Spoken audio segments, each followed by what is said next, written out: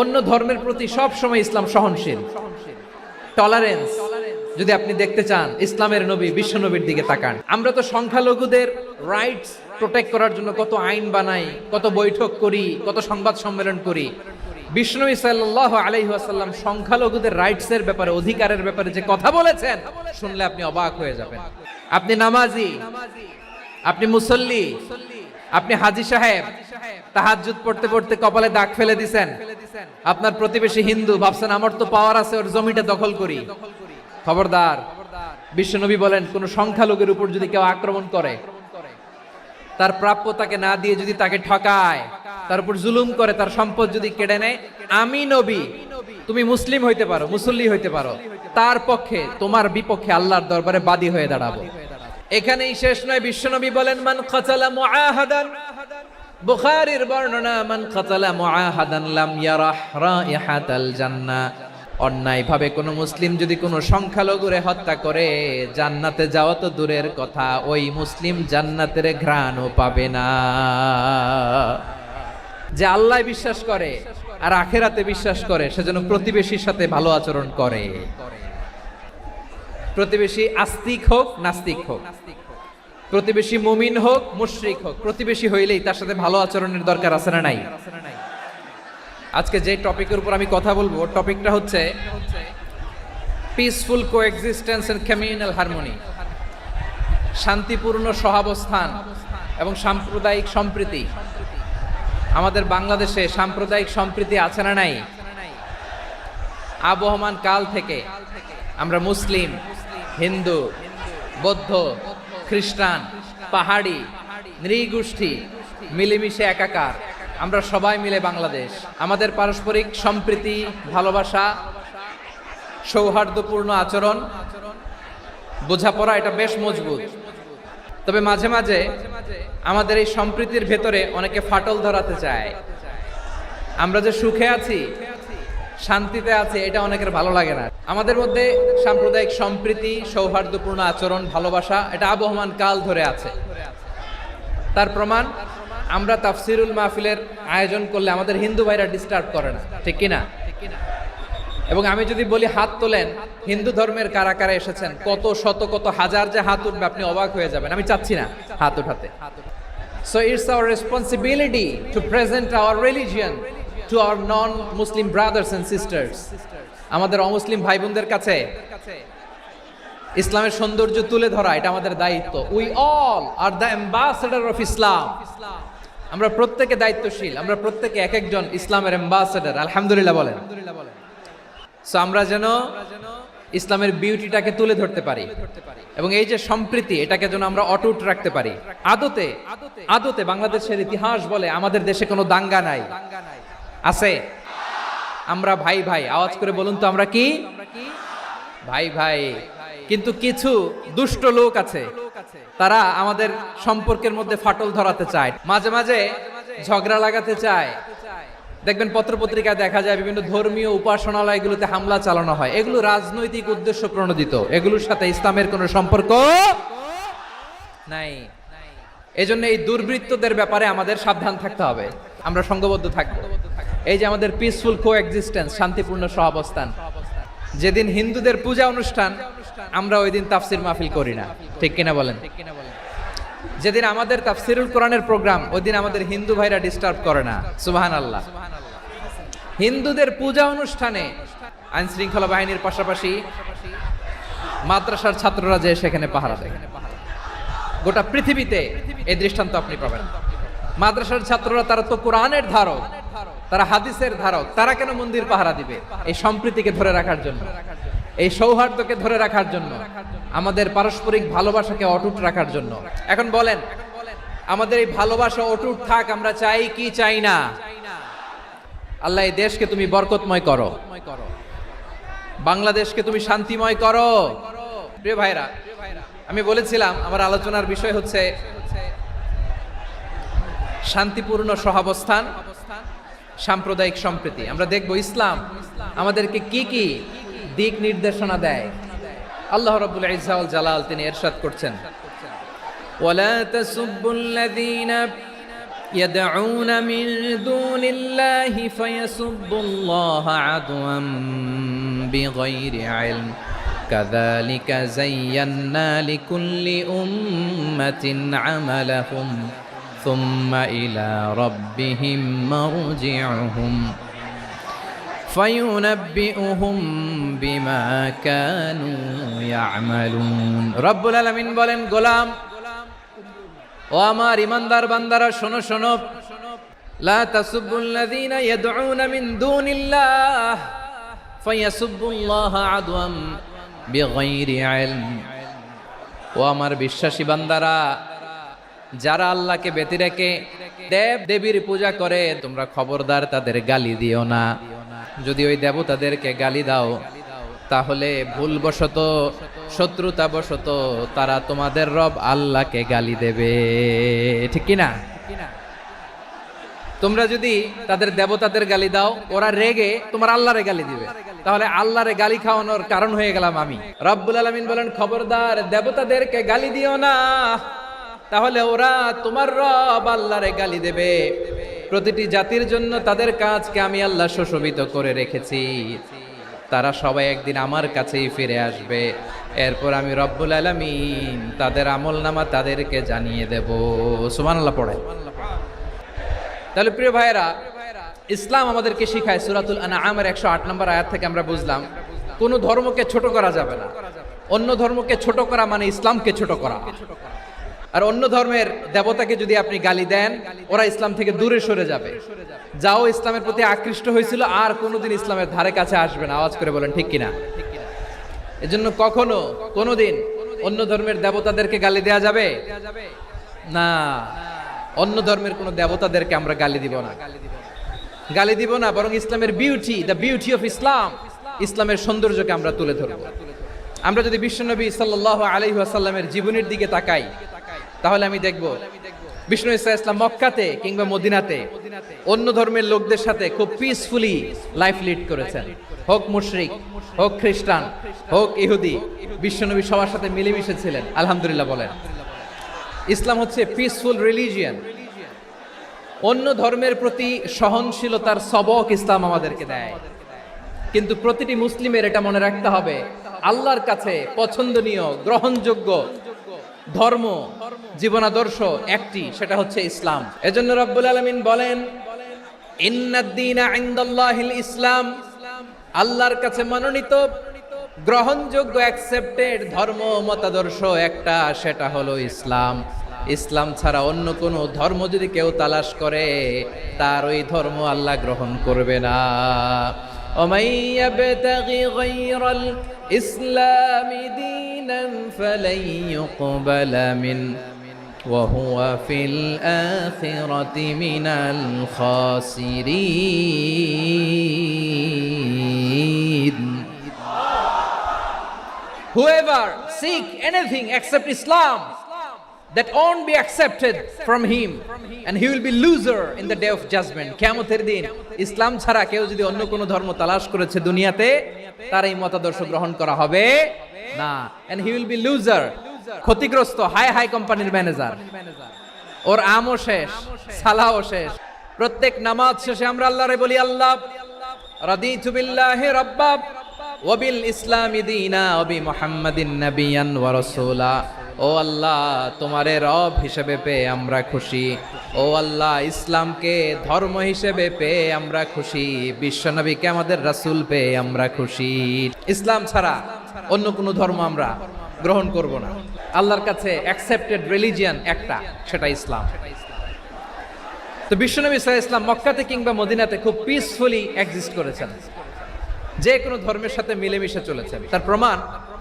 আমরা যদি রাসূল সাল্লাল্লাহু আলাইহি ওয়াসাল্লামের বায়োগ্রাফির দিকে তাকাই তাহলে দেখব তিনি মুশরিকদের সাথে পিস ট্রিটি করেছেন শান্তি চুক্তি পিস ট্রিটি পিস এগ্রিমেন্ট আপনারা হুদাইবিয়ার সন্ধির নাম শুনেছেন 6 হিজরিতে বিষ্ণু ঈসা ইসলাম মুশরিকদের সাথে এই ট্রিটি করেছেন চুক্তি আমরা তো মুসলমান বসতে পারি না আমরা দুই মুসলিম ভাই একসাথে বসে চা খেতে পারি না গল্প করতে পারি না বিষ্ণু ঈসা ইসলাম মুশরিকদের সাথে ট্রিটি করেছেন হুদাইবিয়ার সন্ধি এই সন্ধির আগে মক্কা থেকে কেউ মদিনায় যেতে পারে না, মদিনা থেকে কেউ মক্কায় যেতে পারে না, কিন্তু এই সন্ধির পরে ট্রাফিক স্বাভাবিক হয়ে গেল। মক্কার লোকেরা মদিনায় আসতে পারে, মদিনার লোকেরা মক্কায় আসতে পারে। এটাকে বলে সুলহে হুদাইবিয়া, the peace agreement of Hudaibiya, শান্তি চুক্তি। আমরা পৃথিবীতে এখন অনেক শান্তি চুক্তির নাম শুনি, এগুলো সব the piece treaty of Hudaibiya থেকে কপি করা। আল্লাহু আকবার। মক্কার পার্ট গেল, পিস এগ্রিমেন্ট করলেন, শান্তি চুক্তি। বিষ্ণু ইসলাম মদিনায় যে কি করলেন? মদিনায় যে বিষ্ণু ইসলাম মদিনা চার্টার করলেন, মদিনা সনদ, সাহিফাতুল মদিনা, এটার বলে মদিনা চার্টার। যে ওয়েস্টে, ইউরোপে, আমেরিকাতে তারা অনেক চার্টার করে, এই সব চার্টার মদিনা চার্টার থেকে কপি করা। আওয়াজ করে পড়েন সুবহানাল্লাহ। বিষ্ণু ইসলাম মদিনায় গেলেন, মদিনাতে মুসলিম, মুশরিক, ইহুদি, এই তিন ধর্মের লোক মিলে সব স্টেক হোল্ডার যারা আছে সবাইকে নিয়ে বিষ্ণু ইসলাম মদিনা চার্টার করলেন, মদিনা সনদ। পড়েন সুবহানাল্লাহ। শুধু তাই নয়, মক্কাতে বিশ্বনবী পিস এগ্রিমেন্ট করলেন, শান্তি চুক্তি মুশরিকদের সাথে। মদিনাতে যে বিশ্বনবী মদিনা চার্টার করলেন, মদিনা সনদ করলেন ইহুদিদের সাথে। আবার মদিনাতে বিশ্বনবী ইহুদিদের সাথে পিস ডায়ালগ করলেন, ইন্টারফেথ ডায়ালগ করলেন, আন্তধর্মীয় সংলাপ করলেন, যেই সংলাপের মূল ভিত্তি ছিল তাওহীদ। বিশ্বনবী ইহুদিদেরকে ডাকলেন, আহ্বান করলেন, কুল ইয়া আহলাল কিতাবি তাআলাউ ইলা কালিমাতিন সাওয়াইন বাইনানা ওয়া বাইনাকুম আল্লা না'বুদা ইল্লাল্লাহ ولا نشرك به شيئا ولا يتخذ بعضنا بعضا أربابا من دون الله فإن تولوا فقولوا اشهدوا بأننا مسلمون। বিশ্বনবী মদিনার ইহুদিদের ডেকে বললেন, ও ইহুদিরা, শোনো শোনো, আসো এমন একটা আদর্শের প্রশ্নে আমরা একত্রিত হই যে আদর্শের প্রচার তোমাদের নবীরাও করেছে, আমিও করি। যে আদর্শের কথা তোমাদের পবিত্র ধর্মগ্রন্থগুলোতে আছে, আমার কোরআনেও আছে, সেটা হলো তাওহীদ। আমরা এক আল্লাহ ছাড়া কারো ইবাদত করব না, আল্লাহর সাথে কাউরে শরীক করব না, আল্লাহ ছাড়া কাউরে রব মানব না। পড়েন সুবহানাল্লাহ। তাহলে আমার প্রিয় লালমনিরহাটের ভাইরা, মদিনাতে যে তিনি মদিনা চার্টার করলেন, মদিনা সনদ, পিস ডায়ালগ করলেন, শান্তির সংলাপ, ইন্টারফেথ ডায়ালগ করলেন, আন্তধর্মীয় সংলাপ, যার ভিত্তি ছিল তাওহীদ। তাহলে অন্য ধর্মের প্রতি সব সময় ইসলাম সহনশীল, টলারেন্স। যদি আপনি দেখতে চান ইসলামের নবী বিশ্ব নবীর দিকে তাকান, ঠিক কিনা বলেন? আমরা তো সংখ্যালঘুদের রাইটস প্রোটেক্ট করার জন্য কত আইন বানাই, কত বৈঠক করি, কত সংবাদ সম্মেলন করি। বিষ্ণু সাল্লাল্লাহু আলাইহি ওয়াসাল্লাম সংখ্যালঘুদের রাইটসের ব্যাপারে, অধিকারের ব্যাপারে যে কথা বলেছেন, শুনলে আপনি অবাক হয়ে যাবেন। বিশ্বনবী বলেন, আলা মান যালামা মুআহাদান আও ইনতাকাসাহু আও কাল্লাফাহু ফাওকা তাআতিহি আও আখাযা মিনহু শাইআন বিগাইরি তিবি নাফসিন ওয়া আনা হাজিজুহু ইয়াউমাল কিয়ামা। খবরদার, জেনে রাখো, কেউ যদি কোনো সংখ্যালঘুর উপরে অত্যাচার করে, কোন সংখ্যালঘুর প্রাপ্য থেকে যদি কেউ কাউকে ঠকায়, সংখ্যালঘুর উপর যদি কেউ কষ্ট দেয়, কোন সংখ্যালঘুর সম্পদ যদি কেউ জোর করে কেড়ে নেয়, আমি কিয়ামতের দিন বিশ্বনবী ওই সংখ্যালঘুর পক্ষে আর ওই মুসলমানদের বিপক্ষে বাদী হয়ে দাঁড়াবো। আল্লাহু আকবার। আপনি নামাজি, আপনি মুসল্লি, আপনি হাজী সাহেব, তাহাজ্জুদ পড়তে পড়তে কপালে দাগ ফেলে দিছেন, আপনার প্রতিবেশী হিন্দু, ভাবছেন আমার তো পাওয়ার আছে, ওর জমিটা দখল করি। বিশ্বনবী বলেন, কিয়ামতের দিন ওই হিন্দুর পক্ষে তোর বিরুদ্ধে আমি বাদী হয়ে দাঁড়াবো। পৃথিবীর কোন ধর্মে এরকম স্টেটমেন্ট পাবেন? পাবেন? আপনি ভাবছেন আপনি নামাজ পড়লে হাজী সাহেব কপালে দাগ ফেলায় দিলে আপনি সেলসেলায় জান্নাতে চলে যাবেন না? খবরদার। বিশ্বনবী বলেন, কোন সংখ্যালঘুর উপর যদি কেউ আক্রমণ করে, তার প্রাপ্য তাকে না দিয়ে যদি তাকে ঠকায়, তার উপর জুলুম করে, তার সম্পদ যদি কেড়ে নেয়, আমি নবী, তুমি মুসলিম হইতে পারো, মুসল্লি হইতে পারো, তার পক্ষে, তোমার বিপক্ষে আল্লাহর দরবারে বাদী হয়ে দাঁড়াবো। যে নবীর সুপারিশ ছাড়া জান্নাতের গেটও দেখা যাবে না। ওই নবী যদি বলে তোর বিপক্ষে আমি বাদী হয়ে দাঁড়াবো, ওই জান্নাতে আর ঢোকার কোনো সুযোগ আমাদের থাকবে? এখানেই শেষ নয়, বিশ্বনবী বলেন মান কাতালা মুআহাদান, বুখারীর বর্ণনা, মান কাতালা মুআহাদান লাম ইয়ারাহ রাইহাতাল জান্নাহ। কেউ যদি, কোন মুসলিম যদি অন্যায়ভাবে কোনো সংখ্যালঘুকে হত্যা করে, কোনো হিন্দুকে হত্যা করে, কোনো বৌদ্ধরে হত্যা করে, অন্যায়ভাবে কোনো মুসলিম যদি কোনো সংখ্যালঘুরে হত্যা করে, জান্নাতে যাওয়া তো দূরের কথা, ওই মুসলিম জান্নাতের ঘ্রাণও পাবে না। সহিহ বুখারীর বর্ণনা, মান কাতালা মুআহাদান লাম ইয়ারাহ রাইহাতাল জান্নাহ ওয়া ইন্না রিহাহা লা ইউজাদু মিন মাসিরাতি 40 আমা। যে জান্নাতের ঘ্রাণ 40 বছর দূরের রাস্তা থেকেই পাওয়া যায়। সুবহানাল্লাহ পড়েন। এত দূরে থাকতেই জান্নাতের ঘ্রাণ আপনার নাকে এসে ধাক্কা মারবে। বিশ্বনবী বলেন, যে ব্যক্তি কোন সংখ্যালঘুকে হত্যা করে জান্নাতে তো ঢুকতে পারবেই না, জান্নাতের ঘ্রাণও তার নাকে লাগবে না। পড়েন নাউযুবিল্লাহ। তাহলে সংখ্যালঘুদের ব্যাপারে ইসলামে অধিকার দেয়া আছে না নাই? এখানেই শেষ না, বিষ্ণু ইসলাম আপনার অমুসলিম প্রতিবেশীর সাথে ভালো আচরণ করতে বলেছে। আমাদের হয় না, এটা মুসলিম পাড়া, ওটা বৌদ্ধ পাড়া, হয় না? অনেক সময় হয় না, এটা আমাদের মুসলিম পাড়া, ওইটা হিন্দু পাড়া, এরকম আছে না নাই? হিন্দু যদি আপনার প্রতিবেশী হয় কি করবেন? ওরে কষ্ট দিবেন নাকি? কেন? ও তো হিন্দু, ও তো আমার আল্লাহরে ডাকে না, ওরে কষ্ট দিলে জায়েজ হবে না? খবরদার। বিষ্ণু ইসলাম বলেন, মান কানা ইউমিনু বিল্লাহ ওয়াল ইয়াউমিল আখির ফালিউকরিম জারাহ। যে আল্লাহ বিশ্বাস করে আর আখিরাতে বিশ্বাস করে, সেজন্য প্রতিবেশীর সাথে ভালো আচরণ করে। সুবহানাল্লাহ। কলিজা জুড়ায় যায় না আমার নবীর কথাগুলো শুনলে? যে আল্লাহ বিশ্বাস করে, যে আখিরাতে বিশ্বাস করে, সেজন্য প্রতিবেশীর সাথে ভালো আচরণ করে। এখানে বলছে মুসলিম প্রতিবেশী, বলছে নামাজি প্রতিবেশী, বলছে আল্লাহওয়ালা প্রতিবেশী, বলছে না। প্রতিবেশী আস্তিক হোক নাস্তিক হোক, প্রতিবেশী মুমিন হোক মুশরিক হোক, প্রতিবেশী হইলেই তার সাথে ভালো আচরণের দরকার আছে না নাই? বিষ্ণু ইসলাম ওনার ইহুদি প্রতিবেশীর বাসায় যেতেন। কোন প্রতিবেশী? ইহুদি। এক ইহুদি কিশোর বিষ্ণু ইসলামের খেদমত করতে, ইহুদি ছেলে আমার নবীর খেদমত করতো, তারা ছিল নবীর প্রতিবেশী। তো অনেক দিন হয় ইহুদি ছেলেটা আসে না। বিশ্বনবী খোঁজ দিলেন, ঘটনা কি? একটা ইহুদি ছেলে না আমার খেদমতে আসতো, ছেলেটা কই? খোঁজ নিয়ে জানলেন ছেলেটা অসুস্থ। বিষ্ণু ইসলাম ওই ইহুদির বাড়িতে চলে গেলেন ওই ছেলেটাকে দেখা করার জন্য, ভিজিট করার জন্য। সুবহানাল্লাহ পড়বেন না? গেলেন, যে দেখে ইহুদি ছেলেটা মুমূর্ষ, জান যায় যায় ভাব, বিছানায় পড়ে আছে, তার বাবা দাঁড়ানো। বিশ্বনবী তার মাথার পাশে বসলেন, মাথায় হাত বুলিয়ে দিলেন, আর ছেলেটাকে বললেন আসলিম, হে ইহুদি ছেলে, আসলিম, ইসলাম ধর্ম গ্রহণ করো। তো ছোট্ট ছেলে ভাবে আমরা ইহুদি, এখন ইসলাম ধর্ম গ্রহণ করলে আব্বা যদি বকা দেয়, ফানাযারা ইলা ওয়াজহি আবি, ছেলেটা তার বাবার চেহারার দিকে তাকালো, দেখি আব্বা কি কয়। আব্বা যদি বলে তাইলে ইসলাম ধর্ম গ্রহণ করবো। ইহুদি ছেলেটা তার বাবার দিকে যখন তাকালো, ওর বাবা বলে আতি আবুল কাসিম, আবুল কাসিম যা বলে তাই করো। আবুল কাসিম হচ্ছে বিষ্ণু ইসলামের একটা কুনিয়াত, উপনাম। আমার রাসূলের বড় ছেলের নাম ছিল কাসেম। যেমন দেখবেন আমাদের এলাকায় কারো ছেলের বড় ছেলের নাম যদি হয় আব্দুল্লাহ, এরা আব্দুল্লাহর বাপ বলে ডাকে। কারো বড় মেয়ের নাম যদি হয় ফাতেমা, এরা কি ডাকে? ফাতেমার বাপ বলে না? তো বিষ্ণু ইসলামের বড় ছেলের নাম ছিল কাসেম।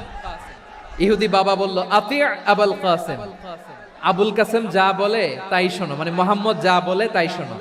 এই কথা শুনে ছেলে সাহস পাইছে, ছেলে আবার পড়তে আরম্ভ করলো আশহাদু আল্লাহ ইলাহা ইল্লাল্লাহ ওয়া আশহাদু আন্না মুহাম্মাদার রাসূলুল্লাহ। পড়েন আল্লাহু আকবার। বিশ্বনবীর আহ্বান শুনে, ওই আহ্বানে সাড়া দিয়ে ইহুদি ছেলে শাহাদা পড়ে মুসলমান হয়ে গেল। তার হৃদয়টারে ইমানের নূর দিয়ে আলোকিত করে দিল কে? প্রিয় ভাইরা, এবার রাসূল সাল্লাল্লাহু আলাইহি ওয়াসাল্লাম বের হয়ে আসলেন ঘর থেকে, আর বললেন আলহামদুলিল্লাহিল্লাযী আনকাযাহু মিনান নার। প্রশংসা সে আল্লাহর, যে আল্লাহ জাহান্নামে চলে যাচ্ছিল প্রায় এমন একটা লোককে মুহূর্তের মধ্যে কালেমায়ে শাহাদাতের বদৌলতে জান্নাতি বানায় দিলেন। আওয়াজ করে পড়েন সুবহানাল্লাহ। এই হাদিস থেকে আমরা কি শিখলাম? What is the moral of the story, 1 number story হলো প্রতিবেশী ইহুদি হোক হিন্দু হোক যাবেন, সুসম্পর্ক রাখবেন, উপহার দিবেন, বিপদে পাশে দাঁড়াবেন, তাইলেই তো আপনাদের প্রতি মুসলমানদের প্রতি তারা আকৃষ্ট হবে, ঠিক কিনা বলেন? আপনি যদি হিন্দুদের সাথে বৌদ্ধদের সাথে নাই মিশেন, নাস্তিকের কাছে নাই যান, তো ইসলামের সৌন্দর্যটা ওরা বুঝবে কেমনে? আমার অনেক হিন্দু পরিচিত ভাই আছে, ওরা আমাদের ইফতারির প্রোগ্রামে এসে একসাথে ইফতারি করে। অনেক মদখোর আমার সাথে বসে একসাথে ডিনার করে, হাফ প্যান্ট পরা, গলায় স্বর্ণের চেইন, হাতে স্বর্ণের ব্রেসলেট, আইসা আমার সাথে ডিনার করছে, আছে এরকম। গাঁজাখোর, আমি বলে আসো, welcome welcome to my dinner, আসো বসো, বসলেই তো আমি ওর ডিএনএ, চিন্তার ডিএনএ চেঞ্জ করে দেওয়ার সুযোগ পাবো, চিল্লায় বলো ঠিক কি না? আসতে হবে আমার কাছে। The door of Islam is open 24/7. সব সময় আমাদের ইসলামের দরজা আমার অমুসলিম ভাইদের জন্য খোলা আছে না নাই? এই হাদিস থেকে 2টা শিক্ষা। 1 নম্বর শিক্ষা, প্রতিবেশী মুসলিম হোক অমুসলিম হোক, যান, অসুস্থ হইলে একটু আপেল নিয়ে যান, আঙ্গুর নিয়ে যান, কমলা নিয়ে যান, তাদের সাথে ভালো আচরণ করেন। ইসলামের বিউটি দেখে, সৌন্দর্য দেখে অবাক হবে, নসিব ভালো হলে কোনোদিন কালিমা পড়ে মুসলমান হয়ে যাবে। তাহলে অমুসলিমের সাথে ভালো সম্পর্ক। বিশ্বনবী ইহুদির বাড়িতে গেলেন, ইহুদির বাড়ি, আর আমার মুসলমান ভাই আমার কাফের বলে, এরকম আছে না নাই? মুসলিম মুসলিমরা দেখতে পারে না, সহ্য করতে পারে। বিশ্বনবী সাল্লাল্লাহু আলাইহি ওয়াসাল্লাম ইহুদির বাড়িতে গেলেন, এটা একটা শিক্ষা। 2 নম্বর শিক্ষা হলো বিশ্বনবী সাল্লাল্লাহু আলাইহি ওয়াসাল্লামের খাদেম ছিল ইহুদি, এতদিন খেদমত করলো, একদিনও বিশ্বনবী ওরে কালিমার দাওয়াত দেয় নাই। কারণ কি? বিশ্বনবী একটা ভালো সময়ের অপেক্ষা করতেছিলেন, প্রপার টাইমিং। দাঈর কাজ হচ্ছে দাঈ ইলাল্লাহ, সে হচ্ছে সুযোগ সন্ধানী। দাঈ সুযোগ খোঁজে, কখন দাওয়াত দিলে ব্যাটে বলে হবে, ঝোপ বুঝে কোপ মারে, ঠিক কিনা বলেন? বিষ্ণু সাল্লাল্লাহু আলাইহি ওয়াসাল্লাম ভালো সময়ের অপেক্ষা করতেছিলেন, দেখি ভালো সময় আসুক আসুক আসুক আসুক। আস্তে আস্তে এমন সময় আসছে, ছেলে এবার মুমূর্ষ। অসুস্থ ব্যক্তির হৃদয় অত্যন্ত নরম থাকে, হসপিটালে যখন কেউ যায় তার হৃদয়টা বড্ড নরম থাকে, মৃত্যুর ভয়ে তার অন্তরটা নরম থাকে, ঠিক কিনা বলেন? এই প্রপার টাইমিং এর অপেক্ষা করতেছিলেন, যখনই টাইমিং পেয়েছেন দাওয়াত দিলেন, পড়ো লা ইলাহা ইল্লাল্লাহ, সুবহানাল্লাহ পড়েন সবাই। তাহলে ইসলাম অমুসলিম প্রতিবেশীর সাথে ভালো আচরণ করতে বলে। ইসলাম অমুসলিম মাতা পিতার সাথেও ভালো আচরণ করতে বলে। মাতা পিতা যদি অমুসলিম হয় তারা ফেলে দিতে পারবেন? অনেক হিন্দু ছেলে আমাদের হাতে শাহাদা পড়ে মুসলিম হয়, কিন্তু ওর মা মুসলমান হয় নাই, বাবাও হয় নাই, এরকম আছে না নাই? তো ও হয়েছে মুসলিম, মা বাপ হিন্দু, এখন মা বাপ কি বাদ? হ্যাঁ, মা বাপ বাদ দেয়া যাবে? যেই মা আপনারে 9 মাস 8 মাস পেটে ধারণ করলো, আপনার মায়ের নার ছেঁড়া ধন, আপনি ওই মারে বাদ দিতে পারবেন? যে মায়ের বুকের তাজা দুধ খেয়ে আপনি আজকে বাড়ন্ত তাজা তরতাজা, ওই মারে বাদ দেয়া যাবে? মায়ের এক ধারে দুধের দাম, কাটিয়া গায়ের চাম, পাপুষ বানাইলে ঋণের শোধ হবে না, এমন দরদি ভাবে কেউ হবে না আমার মাগো। মায়ের এক ধারে দুধের দাম, কাটিয়া গায়ের চাম, পাপুষ বানাইলে ঋণের শোধ হবে না, এমন দরদি ভাবে কেউ হবে না আমার মাগো। মাকে তো বাদ দেয়া যায় না। وَقَضَى رَبُّكَ أَلَّا تَعْبُدُوا إِلَّا إِيَّاهُ وَبِالْوَالِدَيْنِ إِحْسَانًا। আল্লাহ বলে অবধারিত 2টা ভার্ডিক তোমাদের জন্য, এক আল্লাহর ইবাদত করবা আর মা বাবার প্রতি ইহসান করবা। আদেশটা কার? মা বাবার প্রতি ইহসান করতে হবে। আমার মা হিন্দু হোক ভালো আচরণ করতে হবে, বৌদ্ধ হোক ভালো আচরণ করতে হবে। আমার যে সমস্ত হিন্দু ভাইয়েরা মুসলিম হয়েছে, তোমাদের মা বাবা এখনো মুসলমান হয় নাই, তাদের সাথে ভালো আচরণ করতে হবে। আপনাদের খেদমত নিজে করতে হবে অথবা খেদমতের ব্যবস্থা করাই দিতে হবে। মান্থলি যে খরচ লাগে এটা দিতে হবে। আরে তুমি এখন মুসলিম, তোমার মা বাবা হিন্দু, এখনই তো সুযোগ ইসলামের সৌন্দর্য দেখানো। এখন মা বাবা যদি দেখে আরে এটা হিন্দু থাকতে তো বদমাইশ ছিল, বেয়াদব ছিল, কি এমন ধর্ম সে গ্রহণ করলো যেটা গ্রহণের সাথে সাথে সে পাল্টে গেল, নসিব ভালো হইলে তারাও কালিমা পড়ে মুসলমান হয়ে যাবে। বিষ্ণু ইসলামের স্ত্রীর নাম ছিল আয়েশা রাদিয়াল্লাহু তাআলা আনহা, আবু বকর রাদিয়াল্লাহু তাআলা আনহুর মেয়ে। আবু বকর রাদিয়াল্লাহু তাআলা আনহুর আরেক মেয়ের নাম হচ্ছে আসমা। দুজনই আবু বকর রাদিয়াল্লাহু তাআলা আনহুর মেয়ে, আসমা আর আয়েশা, দুজন বোন, এক মায়ের না, বাবা এক মা দুইজন। আয়েশা রাদিয়াল্লাহু তাআলা আনহার মায়ের নাম উম্মে রুমান, আর আসমা রাদিয়াল্লাহু তাআলা আনহার মায়ের নাম কুতাইলা বিনতে আব্দুল উজ্জা। আবু বকর রাদিয়াল্লাহু তাআলা আনহু 4টা বিয়ে করেছিলেন। তো একই ঘটনা ঘটেছে এই ফ্যামিলিতে। আসমা ইসলাম ধর্ম গ্রহণ করে মুসলিমা, কিন্তু তার মা কুতাইলা মুশরিকা। তার মানে মেয়ে মুসলিম, মা অমুসলিম। ভেজাল আছে না নাই? কিন্তু কুতাইলা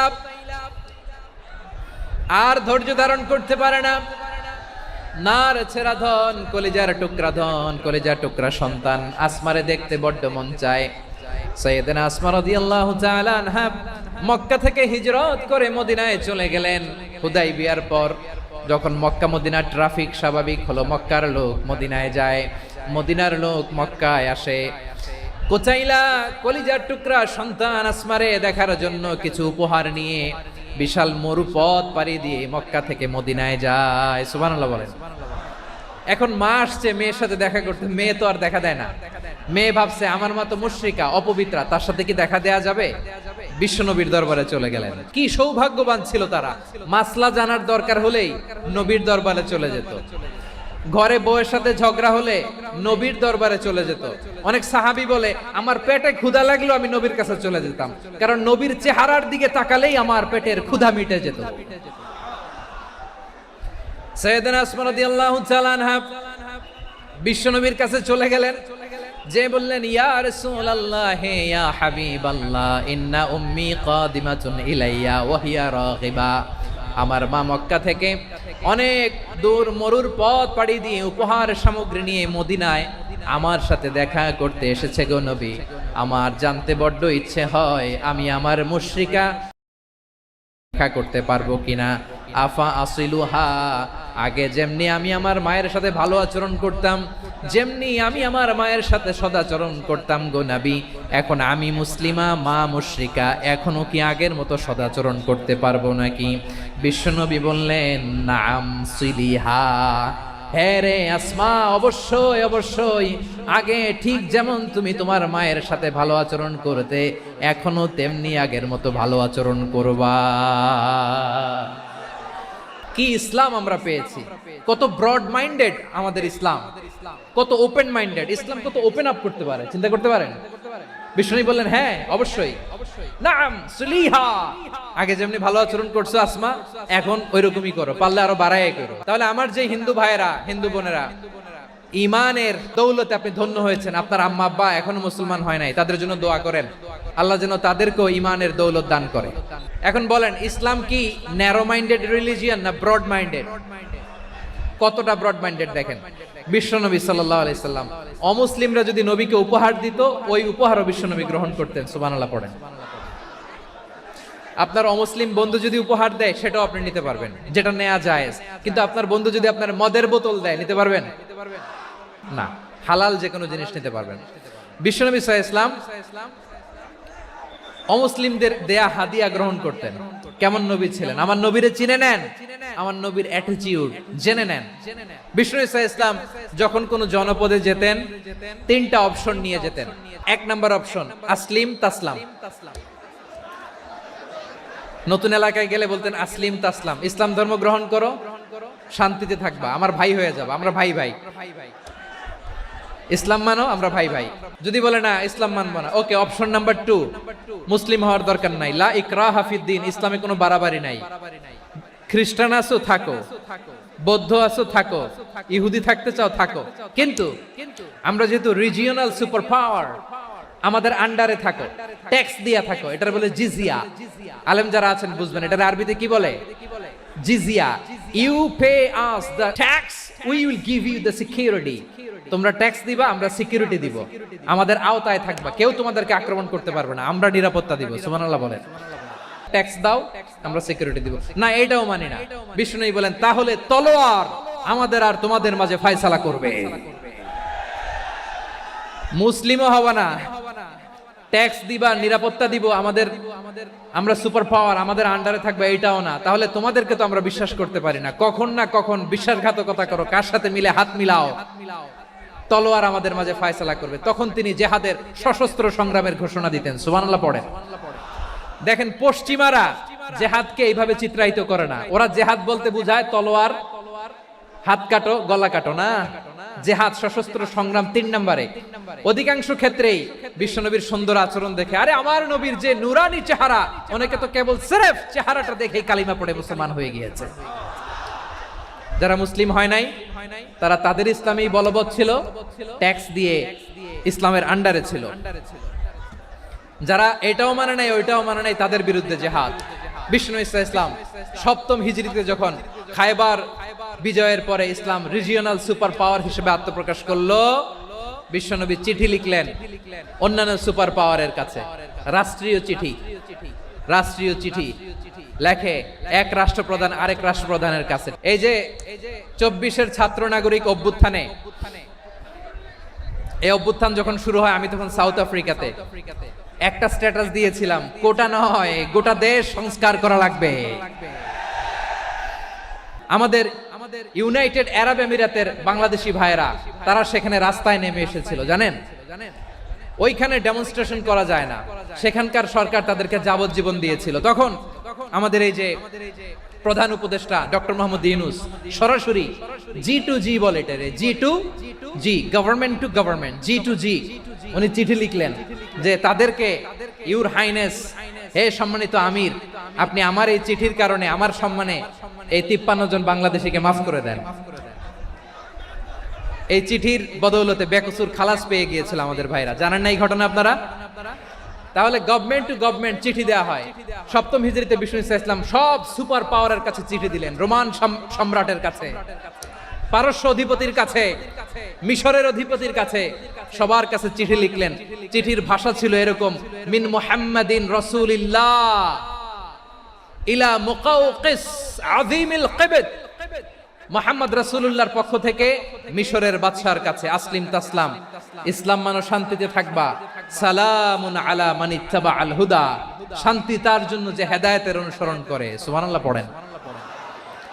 তো এই চিঠি অনেকে ভালোভাবে রিসিভ করেছে, অনেকে এই চিঠি পাওয়ার পরে নবীর কাছে আবার ইন রিটার্ন উপহার পাঠিয়েছে। মিশরের বাদশা মুকাওকিস তিনি বিশ্বনবীকে বিশাল এক উপহারের ডালি পাঠিয়েছেন। মিশরের বাদশা মুকাওকিস ছিলেন ধর্মে খ্রিস্টান। কি উপহার দিয়েছিল আমার নবীকে? 1000 স্বর্ণমুদ্রা।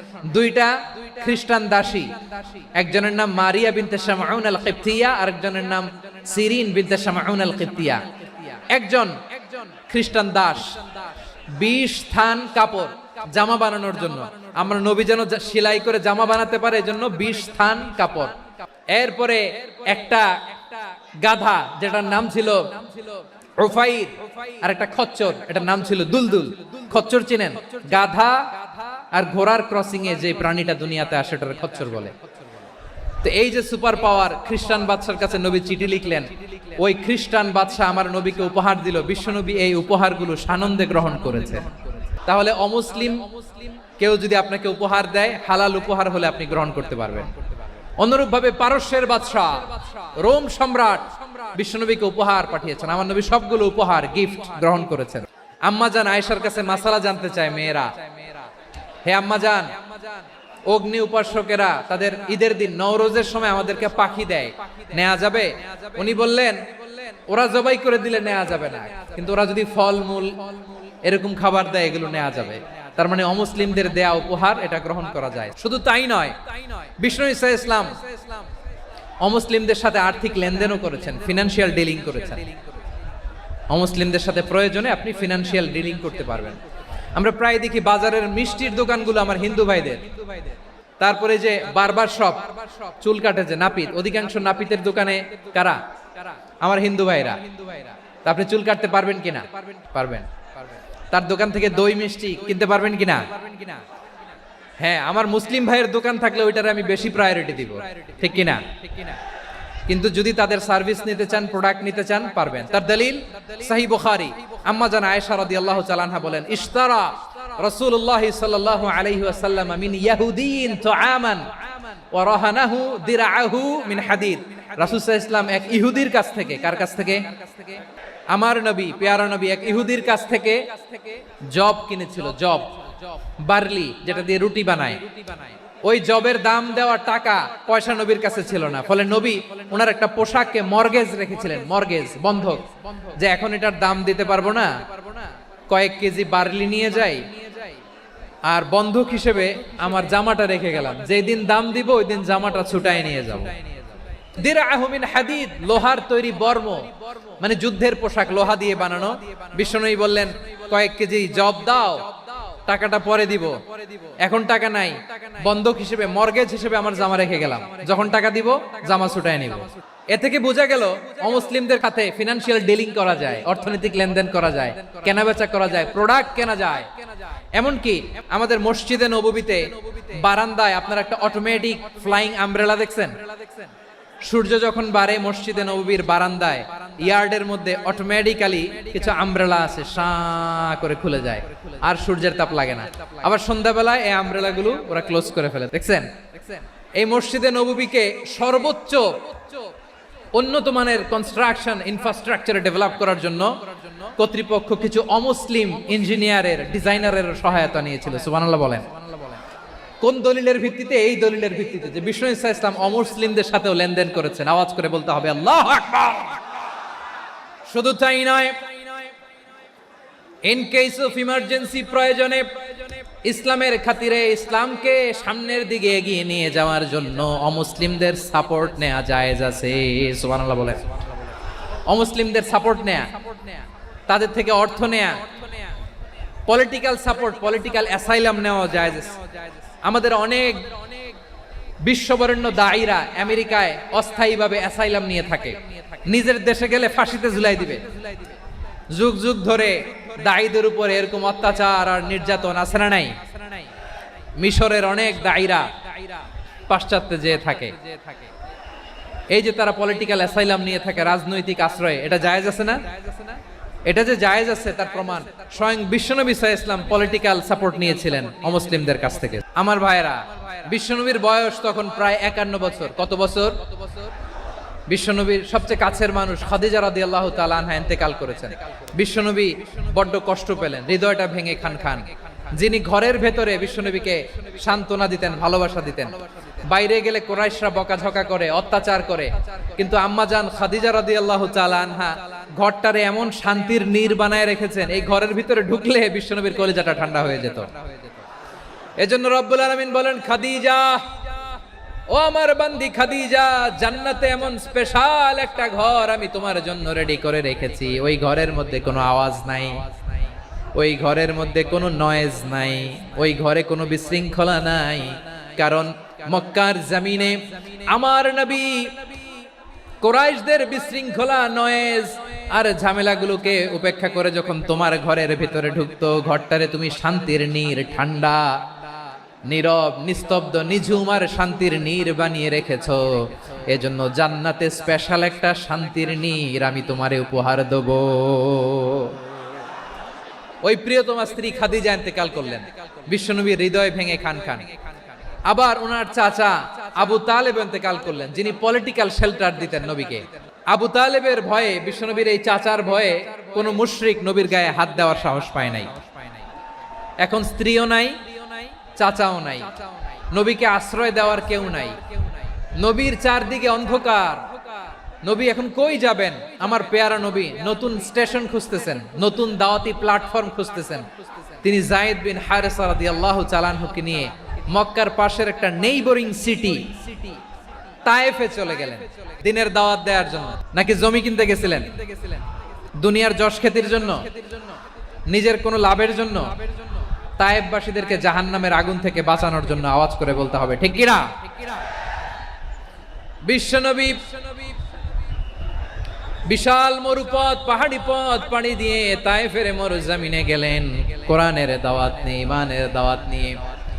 কিন্তু তায়েফের লোকেরা বিশ্বনবীর দাওয়াতকে শুধু প্রত্যাখ্যান করেই থামে নাই, তারা বিশ্বনবীর সাথে অত্যন্ত খারাপ আচরণ করেছে, বিশ্বনবীকে শারীরিকভাবে হেনস্থা করেছে, আমার নবীকে শারীরিকভাবে অত্যাচার করেছে। আমার পেয়ারা নবীর গায়ে পাথর মেরেছে, বিশ্ব নবীর গা বেয়ে ঝরঝর করে রক্ত ঝরেছে, নবী জামিনের মধ্যে লুটিয়ে পড়েছেন, আবার মেরেছে, আবার নবী হাঁটতে শুরু করলেন, পেছন থেকে আবার মেরেছে, আবার নবী রক্তাক্ত হয়ে জামিনের মধ্যে লুটিয়ে পড়লেন, আবার মেরেছে। বিশ্ব নবীর মতো এত সুশ্রী মানব, বিশ্ব নবীর মতো এত শুভ্র মানব, বিশ্ব নবীর মতো এমন চমৎকার দেহাবয়ব দিয়ে রব্বুল আলামিন কাউকে বানান নাই। এরকম চমৎকার মানুষটাকে তারা তায়েফের ওই জমিনে রক্তাক্ত করেছে। বিশ্বনবী দুনিয়ার কোনো স্বার্থের জন্য সেখানে যান নাই, নিজের কোনো লাভের জন্য, প্রাপ্তির জন্য যান নাই, তায়েফবাসীদের জাহান্নামের আগুন থেকে বাঁচাতে গিয়েছেন। খেয়ে না খেয়ে দিনী প্রচারের কাজে নিজেকে দিয়েছ বিলিয়ে, তায়েফের কাফিরেরা চিনল না সে আলো, দুষ্ট ছেলেদের পিছু দিল লেলিয়ে, পাথরের আঘাতে ক্ষত বিক্ষত হয়ে সারা শরীর থেকে রক্ত ঝরে।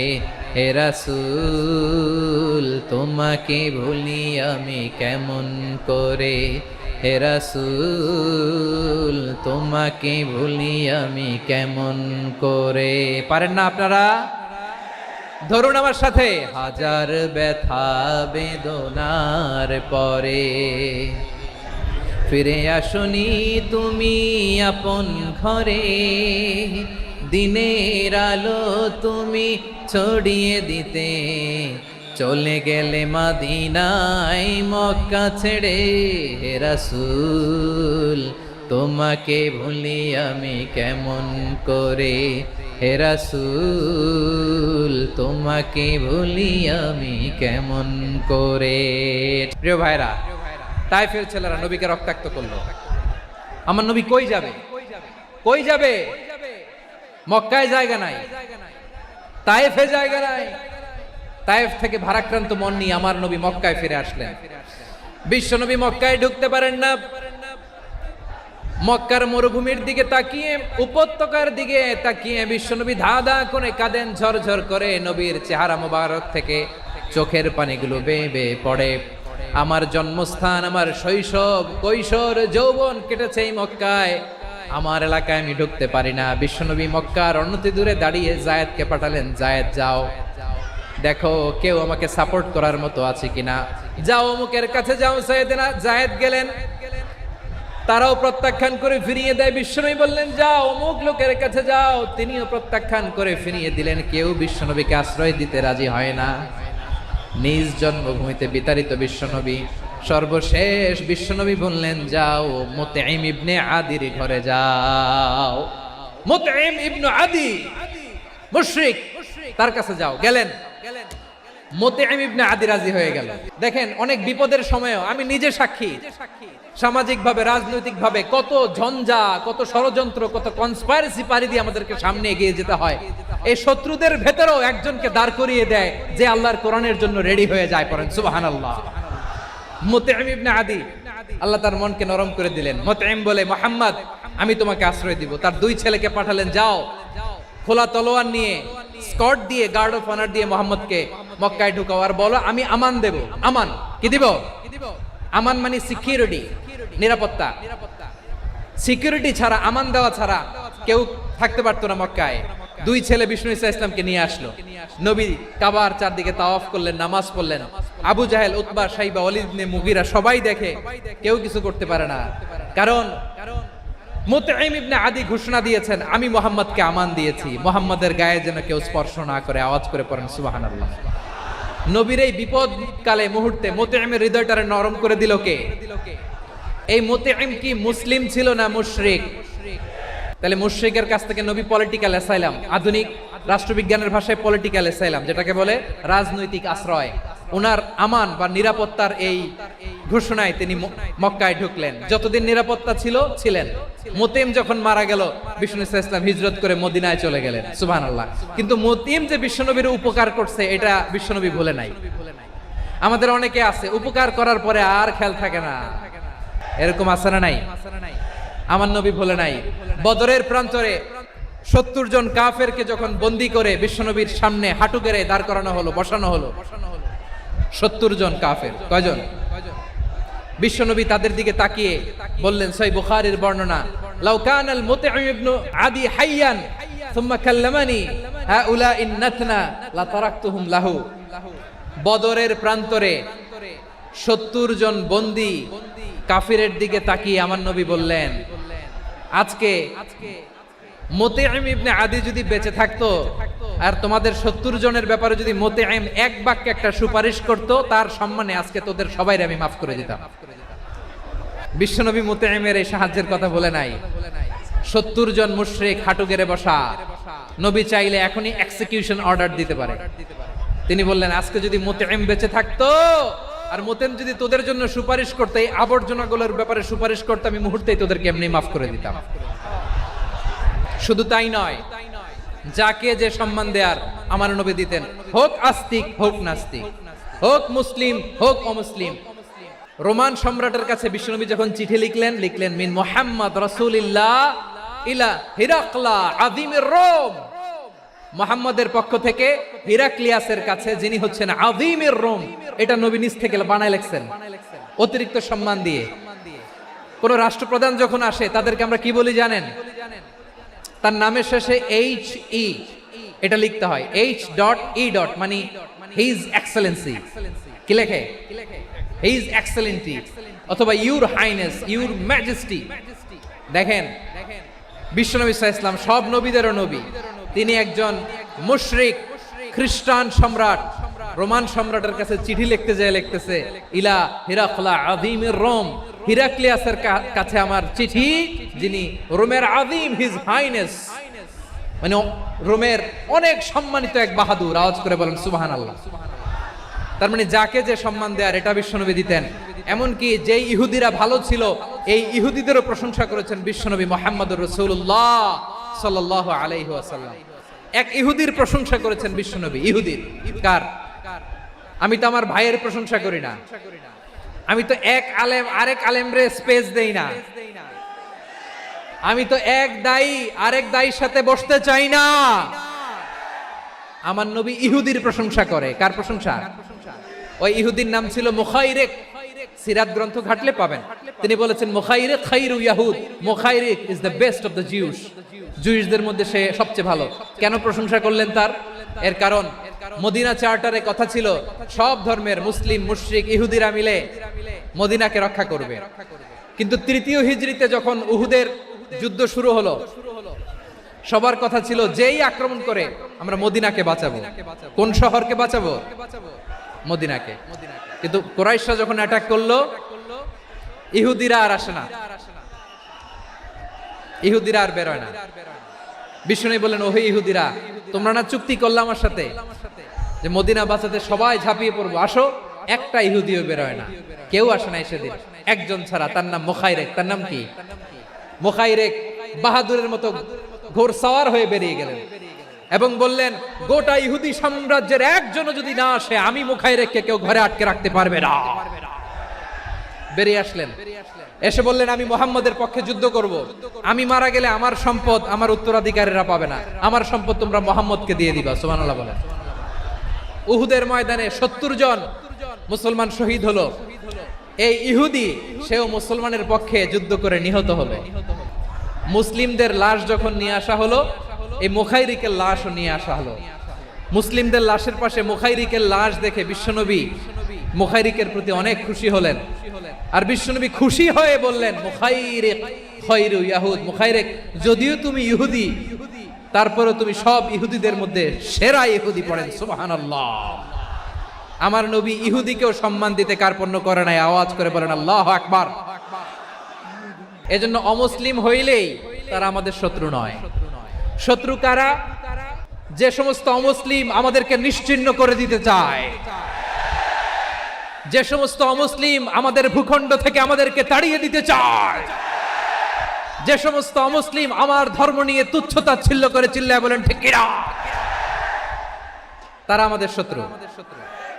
সাধারণ অমুসলিমরা আমার শত্রু নয়। এই যে হিন্দুরা থাকে, এরা আমার ভাই, বৌদ্ধরা আমার ভাই, খ্রিস্টানরা আমার ভাই, ইহুদিরা আমার ভাই।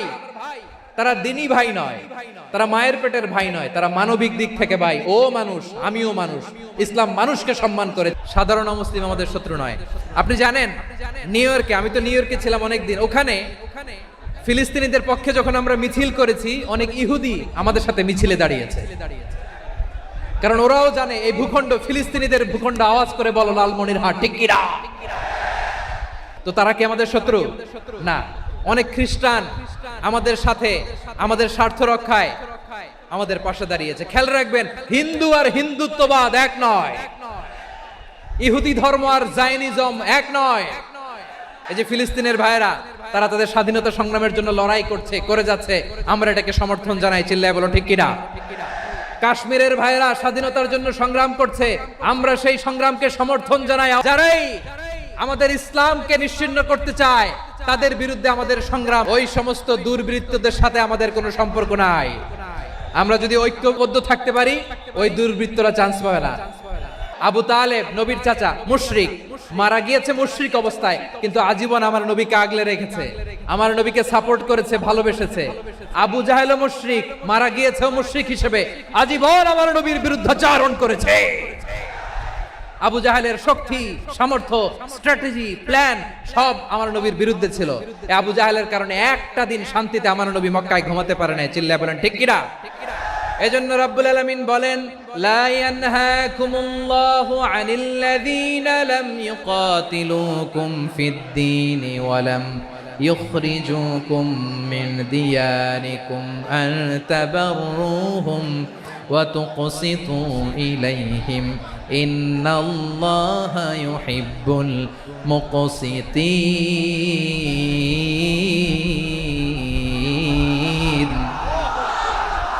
আল্লাহ বলে, গোলামেরা শোনো শোনো, যে সমস্ত অমুসলিম তোমাদের সাথে ধর্মযুদ্ধে লিপ্ত হয় না, তোমাদের বিরুদ্ধে যে সমস্ত অমুসলিম অস্ত্র ধরে না, যে সমস্ত অমুসলিম তোমাদেরকে তোমাদের জন্মস্থান থেকে, ভূখণ্ড থেকে তাড়িয়ে দেয় না, তাদের সাথে ভালো আচরণ করতে আমি আল্লাহ নিষেধ করি নাই।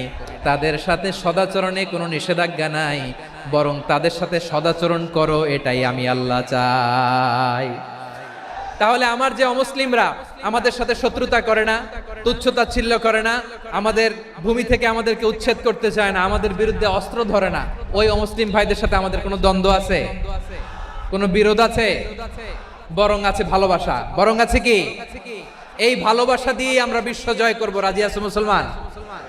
আমাদের পুঁজি ভালোবাসা। আমাদের পুঁজি কি? আমার এই পুরো আলোচনা থেকে the religious coexistence, peaceful coexistence, শান্তিপূর্ণ সহাবস্থান, কমিউনাল হারমোনি, এই সাম্প্রদায়িক সম্প্রীতি, এই আলোচনা থেকে কি বুঝলেন? ইসলাম কি ন্যারো মাইন্ডেড না ব্রড মাইন্ডেড? এই ব্রড মাইন্ডেড হৃদয় নিয়ে, ভালোবাসা দিয়ে আমরা বিশ্ব জয় করতে চাই। রাজি আছেন? আল্লাহ কবুল করুক, আমরা সবাই পড়ি আমিন। আমার প্রিয় মায়েরা, বোনেরা, আপনাদের জন্য একটা হাদিস বলে শেষ করব। বিশ্বনবী বলেন, আমার মায়েরা খেয়াল করে শুনুন, বিশ্বনবী আপনাদের উদ্দেশ্য করে বলেন, আল মারআতু ইযা সাল্লাত খামসাহা ওয়া সামাত শাহরাহা হাফিজাত ফুরুজাহা আতাআত বা'লাহা ফালতাদখুল মিন আইয়ি আবওয়াবিল জান্নাতি শাআত। বিশ্বনবী আপনাদেরকে 4টা কাজের কথা বলেছেন, খুব বেশি না। 4টা করলে 8 জান্নাতের দরজা সব খোলা। কোনটা দিয়ে যাবেন? যেটা দিয়ে মনে চায়। 1 নাম্বার 5 ওয়াক্ত নামাজ। আমার বোনেরা জোহরের নামাজ পড়তে পড়তে এটা আসরে নিয়ে যায়, আসর পড়তে পড়তে মাগরিবে নিয়ে যায়, এরকম আছে না নাই? আমার বোনেরা এটা করবেন না।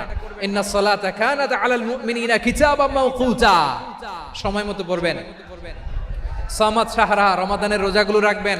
হাফিজাত ফুরুজাহা, যে নারী তার চরিত্রকে হেফাজত করে, তার প্রাইভেট হেফাজত করে, তার লজ্জাস্থান হেফাজত করে।